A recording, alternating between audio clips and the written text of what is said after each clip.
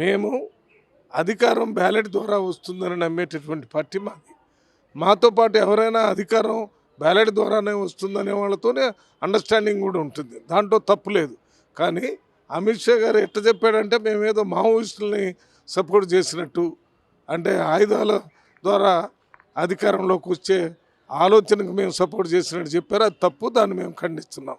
ఇక రాహుల్ గాంధీ గారి గురించి మాట్లాడుతూ భారత్ జోడో యాత్ర జరిగినప్పుడు హైదరాబాద్లో ఒకే డయాస్ మీద గద్దర్తో కలిసి మాట్లాడారని చెప్పారు.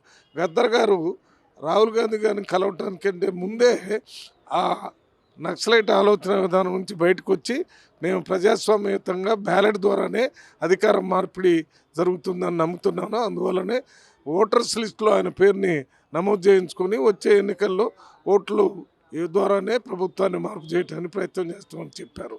అందువల్ల ఆయన ఆయుధాలకు వ్యతిరేకంగా ఉన్నాడు కాబట్టి కలిసి మాట్లాడటంలో తప్పులేదు.